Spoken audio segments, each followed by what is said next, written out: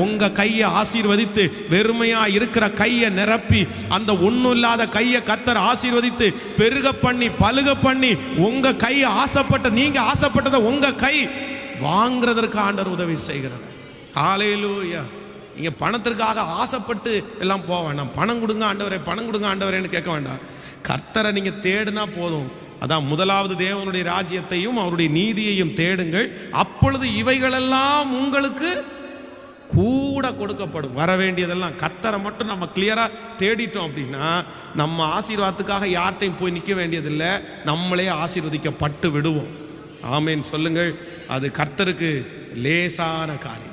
எத்தனையோ பரிசுத்தவான்கள் ஊழியத்தினுடைய ஆரம்பத்தில், இன்னும் வாழ்க்கையினுடைய ஆரம்பத்தில் ஒன்றும் இல்லாமல் இன்னைக்கு கோடீஸ்வரர்களாக இருக்கிறதுக்கு காரணம் அவங்க சொல்லுவாங்க, என் தேவன் என்னை ஒன்றுமில்லாமல் இருந்து கர்த்தரனை ஆசீர்வதித்தார். ஆமேன். ரெண்டாவது தடை அவங்களுக்கு என்ன தடை வந்துச்சுன்னா